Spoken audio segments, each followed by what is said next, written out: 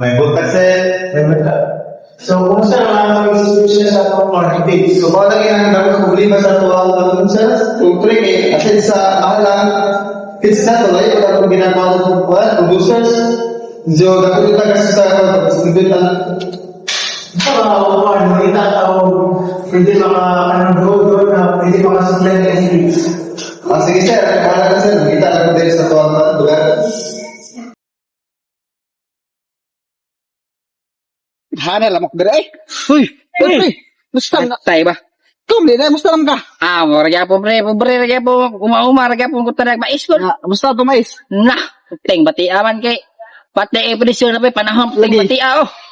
Bati kay mga buyer.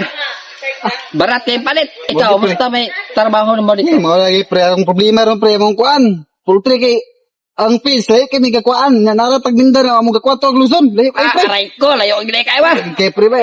Nga basig na kay na ibalan dia pre ba nga. Kuan feeds pre. Ay. Tama kay pre kay katong naging adlaw dito mo ko barangay dito man sila sa covered court nag pulong-pulong sila dito niya. Mo to ilang ingon-ingon nga magtukod lagi daw co-op lagi daw diri Santa Cruz nya. Matay. Problema may kay ang barangay di man mo pasalig mo gasto anang mga makinaryas para palit mo. Lagi pre ba kay Makinaryas ng himog page. Ako na gaston pre. Dako mo gigastoon ilahang gikwentahan dito kaganina. Estimata nila dito ato na adlaw gamay ra mang 3 milyon. Kakuha kaya na pre kung sus kung dako gid pre. Aray ko lagi kay sa bulsa pre kay Ano pre pero may magid nga plano pre kay abo ang poultry kinahanglan magig feeds nga kada nga plano magamit gyud pohon kay kung po na mo produce anang feeds diri sa tong lokal nga lugar gamit gyud na pero sige lang pre kay akong bossing istorya ko na basin makatabang tiro na imong busik dako na inyong poultry niya. Ubay po na inyong poultry niya. Si mahangyo nila nimo dai nga mo. Kuan ba kay amo ang problema lang gyud kan kay ang financial kay pre we kwata pre. Barangay talawan kay barangay di mo musukol. Kami ultimo ra po bisan pag pila bid daghan ubay pun mi pre niya. Daghan pud nga mais gid mo ma Produce pre ginanaw akong bossing pre nga naay plano ang kuan mga local farmers nga ingana. Pero ang problema way kwarta kulang financer. Sige lang pre. Istorya lang akong bossing. Ay maayo na bata balay kay nakutuba ito. Sige, pre. Kami sa kino pre.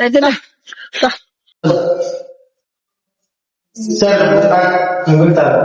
So, sir, may naman sa atong isgutan nga ginagawa sa fees. Bigit kayo sir, kita kayo sa itong pag-uwi ng lugar sir na problema po lagi sir, kulang sila financing niya, pero wala yung problema sa production sir, kaya ito sila, dapat po sila ginta sa kapisan, pero kulang yun, wala yung sila finance, kulang sila kwarta.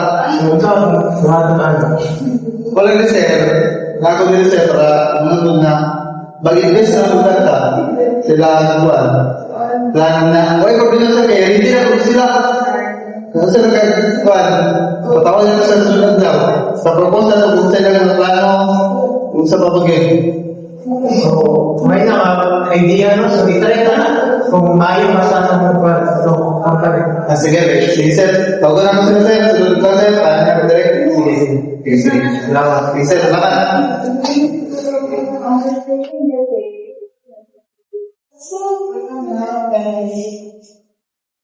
Hello, Bert. May buntag niya. Ilogen. Oh. Nabalitaan no, ang problema po kasi yung mga distribution sa feeds. So, na yung mga yung propose silang feeds.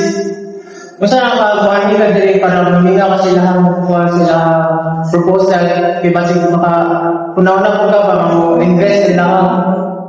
Sige. Kay napag sa akong farm karon basin makadalikit ko di ugma kay napag yung appointment ko dia. Sige. Sige, salamat. Sige, bye.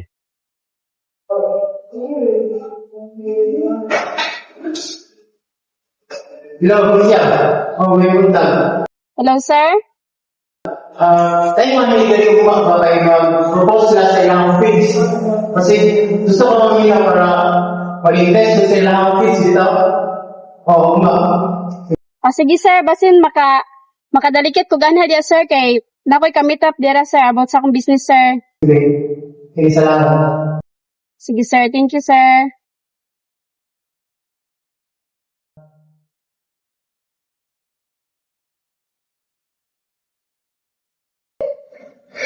Sorry sir, I'm late.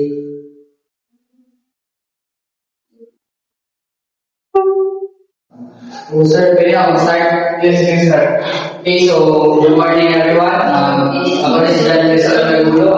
Pwede kadala sa Barangay Santa Cruz para sa ilang proposal about sa ilang po na gusto malukod, pamahagi sa mga financial katabang. So una is, kung saan ang feeds, mismo feeds ko ng cooperative. Ang mismo feeds ko ng cooperative is, kaya siyang cooperative is lamang ang mga farmers ng apel para matagal sila ko nindot na pagpamuma o sa ilang kong kitaan sa negosyo, no? Kung sila, mag-produce sila mga nindot na mais para yun na feeds dahil ay makabayaran sa ilang muna kung makisama isang feeds sa cooperative. So, ang mission is para maka-contribute sa Barangay Santa Cruz, sa ilang ekonomiya o sa pagparambot sa ilang komunidad. Sunod is, strategic goal is makakot ang lago ng produksyon sa lingkod ng feeds, pamahagi sa mismo feeds ko o pamahagi ko sa kombinasyon sa mga local farmers para mas mag-improve ang ilang pagpamuma o labi na ang ilang komunidad especially. So, ang objective goal is, kung sa pag-start sa co-op is mag-increase ang total feeding capacity within 30%. No? Ang one is, kung siya targeted within 2 years is maka-acquire na ang 30% na increase sa production sa feeds. Next is, so natay strategies and action plan. No? Ang action plan ni ilang suggest is corporate level. Since it is cooperative, no?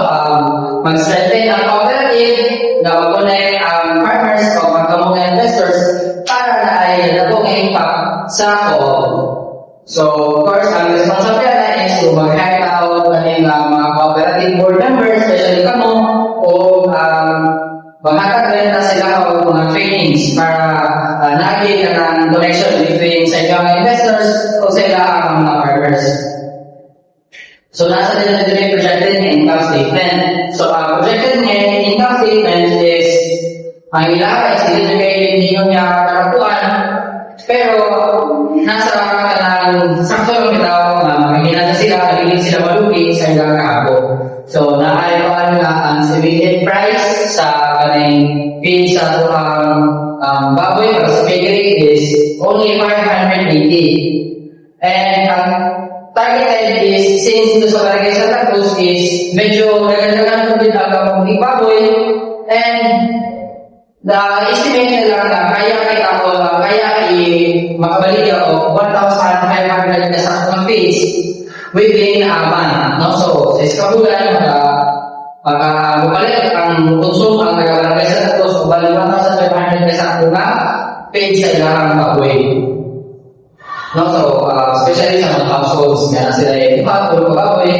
So, next is ay sa poultry para sa mga base is 860 per sako. And based dito sila, especially sila is parang sa Cruz na medyo sa area, but productive area. So, dito kayo siya yung nananakan na ilang malapit na pining box because wala yung poultry pa dito, but soon siguro, kailangan mo invest dito, no? So, nililigan ka, so nasa mga pinatin ng mga organic ng mga full bag, still, lagi ka yung mga kapalit o bahog sa manok na ganang dinamit. So, ang next is, natay total monthly projected cost of goods sold, no? So, about siya of 1.58 million pesos, which is, kung itansin mo siya within 12 months is, nasa yearly or annual income na 18,696 million. So, medyo nakapagawa siya ng price, natidad, then, gawin ko mabubahan ng cooperative na ilang ang gusto mamatukod sa pamagi sa imang nakang na when best sa co-op, and also sa ini yung tulay ako ang communicate sa inyo na mag-connect sa mga partners o sa inyo mga investors. So, maraming salamat o punta ang natagal ninyo o gayon ang desisyon ko. Inyo ang masuportahan proposal sa Poggabi. Salamat. Dun sa nasabihan no, yung proposal, so pwede na makapagpapagawas. Thank you, sir.